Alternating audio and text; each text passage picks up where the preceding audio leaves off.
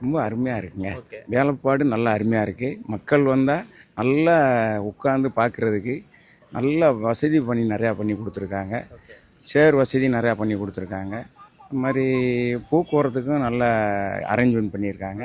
உண்மையிலே ரொம்ப மனதார நான் வாழ்த்துறேங்க. இந்த மாநாடு வெற்றி பெற என்னுடைய வாழ்த்துக்கள். ஓகே. மதுரைக்காரங்க ரொம்ப பாசக்காரங்கன்னு சொல்லலாம். அது மாதிரி இன்று விஜய் அவர் வராரு. எவ்வளோ ஆதரவு கொடுக்க போறீங்க? 100க்கு 100 ஆதரவுங்க. ஃபுல் அண்ட் ஃபுல்லு 100க்கு 100 ஆதரவுங்க. என்னை பொறுத்தவரை எனக்கு வயசு இவ்வளோ ஆயிடுச்சு. ஒரு நேர்மையான ஒரு நடிகர், ஒரு நேர்மையான அரசியலுக்கு வரணும்னு நினைக்கிறாரு. இந்த இளம் வயதில் அவர் இப்படி ஒரு அரசியலுக்கு வந்து மக்களுக்காக தொண்டு செய்யணும்னு நினைக்கிறத நான் மனதார உளமாற பாராட்டுறேங்க.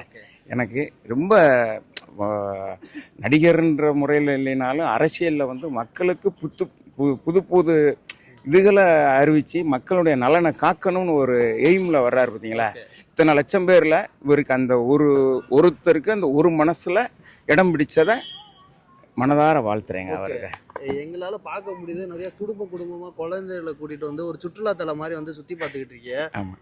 எப்படி இல்லை, எனக்கு வந்து இப்போ பாருங்கள், நான் வந்து ஒரு ரைஸ் மில்லில் வேலை பார்த்துக்கிட்டு இருக்கேன்.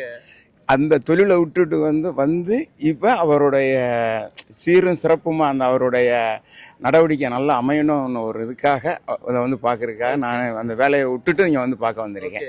உங்களோட வயசை பார்க்கும்போது நீங்கள் எம்ஜிஆர் கலைஞரோட அரசியலை பார்த்துருப்பிய, அடுத்து அம்மையார் ஜெயலலிதா அரசியல், கேப்டன் விஜயகாந்த் அரசியல்லாம் பார்த்துருப்பிய.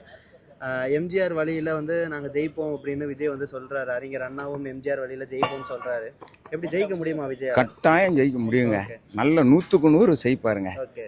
அதாவதுங்க, மற்றவங்களாம் அரசியலில் வந்து சம்பாதிக்கணும் வைக்கணுன்றது இல்லாமல் இருந்தாலும் மக்களுக்காகன்ற ஒரு வார்த்தை சொல்கிறாரு பாருங்களேன். அது வந்து மிகப்பெரிய ஒரு எல்லாரும் அரசியலில் வந்து அவங்கவுங்க இதைத்தான் நினைக்கிறாங்க. ஒரு மக்கள் நலனுக்காக வர்றதை நான் ரொம்ப மனசார பாராட்டுறேங்க. அவருடைய அரசியல் வாழ்க்கை பல்லாண்டு பல 100 ஆண்டு வாழணும்னு நல்லா வாழ்த்துறேங்க, மனதார வாழ்த்துறேங்க. விஜயோட அரசியல் கட்சியில் எல்லாமே சின்ன பசங்க இளைஞர்கள் தான் இருக்கும்போது இப்படி வயசு பெரியவர்கள், அப்பாமார்கள் அம்மாமார்கள் எல்லாரும் அவருக்கு சப்போர்ட் பண்ணுறது எப்படி இருக்குது? எம்ஜிஆருக்கு அப்புறம் நான் எங்களால் பார்க்க முடியாது. இவர் தாங்க அடுத்த கட்டத்துக்கு இவர் தாங்க வருவார். அது என்னன்னு கேட்டீங்க, எல்லா மக்களுக்காகன்னு ஒரு வார்த்தை சொல்கிறாரு பார்த்தீங்களா. அதனால இவரை வந்து 100க்கு 100 இவருக்கு அரசியலில் நல்ல பலம் இது சேரணும்னு நான் மனசார வாழ்த்திக்கிறேங்க.